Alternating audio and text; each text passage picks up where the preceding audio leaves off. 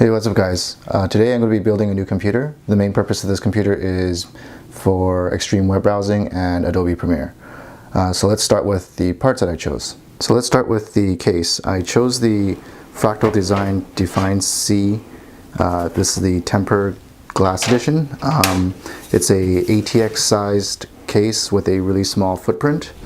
I also chose this because it's got a nice clean design, and the bay doors were already white, so that's going to suit the white and black theme I'm going to be going after. I was originally going to go for the Define Mini C. The only difference between that and this Define C is that the Define C is a little bit taller to support the ATX size motherboards, but I chose this one because there weren't too many Ryzen MATX boards out there that I liked.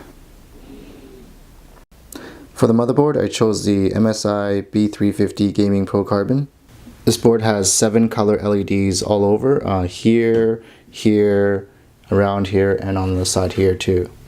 It also has plenty of USB ports in the back I/O, 2 USB 2.0 ports, 4 USB 3.1 Gen 1 ports, and 2 USB 3.1 Gen 2 ports, with one of them being a USB Type-C.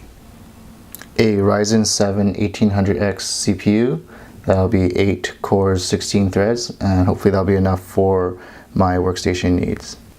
This version of the CPU doesn't come with a cooler, so that's why I got the Corsair H100i V2.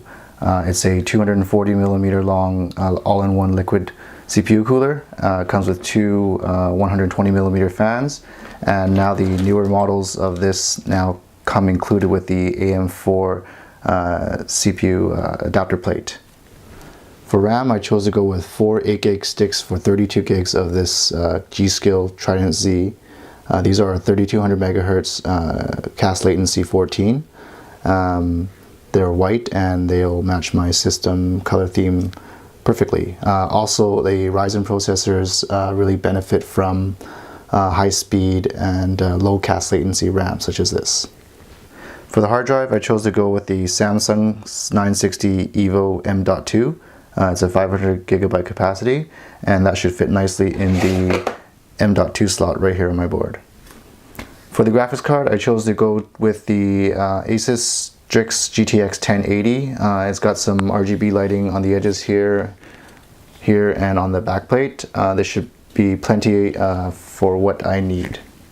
And for the last bits here, I chose these Thermaltake 120mm fans. They have a white glowing LED ring. And for the power supply, it is the Corsair RM650X, fully modular. And the matching white cables, and hopefully that will go well with the color scheme of my build. To start this build, I'm going to be building the computer outside of the computer case. I'm going to make sure that after it's built that it will post properly, and once it posts properly, then I will continue to install it inside the computer case. So first we're going to start with the CPU, and there's a little golden arrow here on the corner, and that will line up with the little white dot with a little arrow on the plastic right there. And let's go ahead and do that.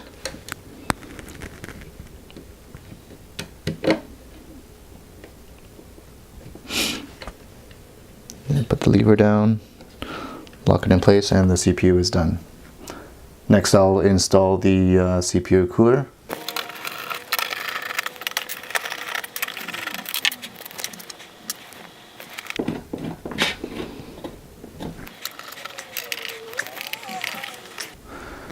Okay, so now we're going to swap the bracket adapter here off the cooler and put on the AMD one.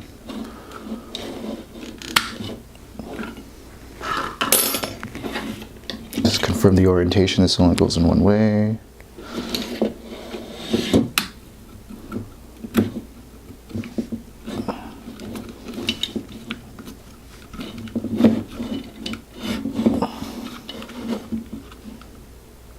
Careful not to touch the thermal paste. Okay, that's on. Now we can install it onto the motherboard.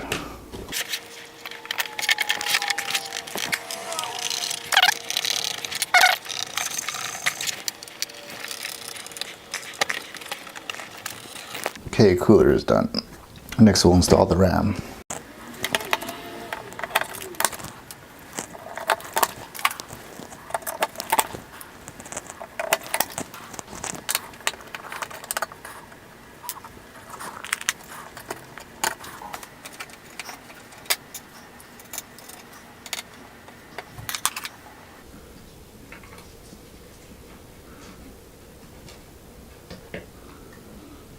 So I'm going to leave out this protection shield here because that some people say that it traps in the heat from the hard drive itself.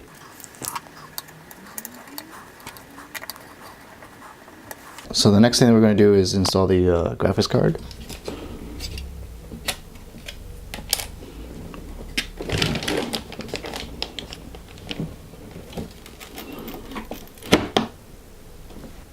So we're going to take the power supply and plug in all the necessary plugs, and then we're going to plug in all the ends to it.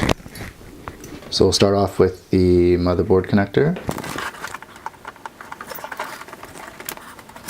and then next is the CPU connector, and then the two power wires for the video card.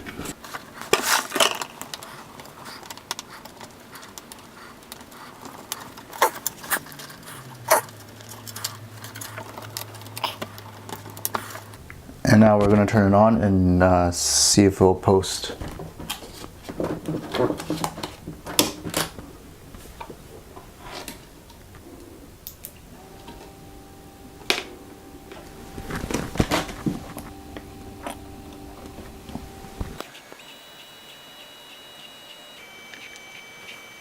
And there it is. It shows that the processor, it's a Ryzen 7 1800X, and I've got 32 megs of RAM, 32 gigs of RAM.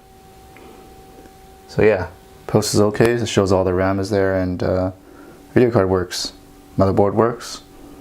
So we're good to go and to install it into the case itself. I've already removed the front panel and the filter.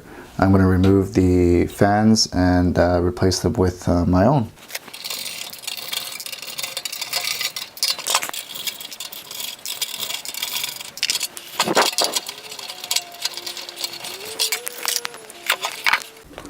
So first I'm going to be installing the motherboard standoffs found in the accessory box.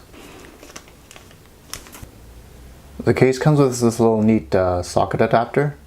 So on one end it's a Phillips head, so you put your Phillips head there, and on the other end it's like a little nut driver essentially, and you take the standoffs and then they fit in there, so it can help you tighten them down to the case.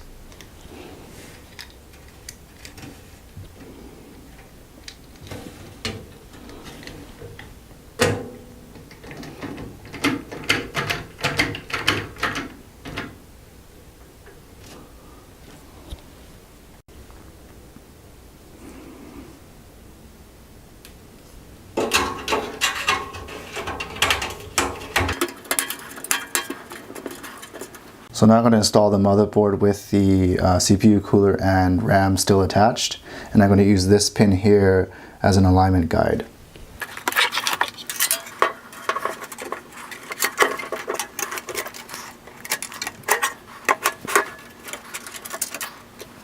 So it's a good idea to put the fans onto the cooler first before mounting it to the frame.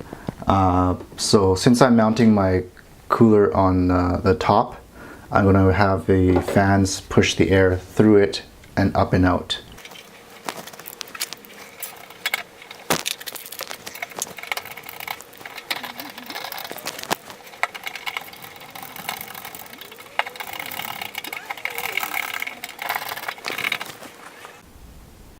So I ran into a problem trying to fit one of the front fans here, or the top fans on the radiator. As you can see, I'll zoom in. You can see the RAM, it comes really close to the fan. I cut a notch into it with a bench grinder, and I shifted everything just a few, like a millimeter here, a millimeter there, and I was able to get the clearance that I needed. And now the fans spin without hitting the RAM. So there's two cables that come off the pump for the CPU cooler, and one of them is a single connector, and that will plug into your CPU fan header on your motherboard. And then the other cable has two connectors shown right here, and those will plug directly into your the fans that connect to the radiator. And on the Corsair pump, you'll notice that there is a mini USB plug on the side there. They've included this adapter cable that will plug into the side of the pump, and then that will plug in, the other end would plug into one of the USB headers on your motherboard.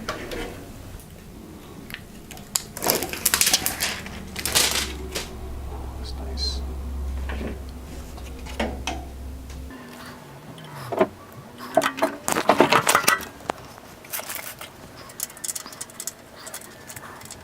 So it's almost done. I've got all the wires tucked in through the little nook and crannies that they have, little holes to pass the wires through. Got all these white sleeved cables run. All the fans are hooked up. I gotta do a little bit more cable management in here and a lot of cable management on the back side. The power supplies is in. Then I gotta attach some of my storage drives. I got two 4 terabyte drives to install, and then I'll be closer to being done.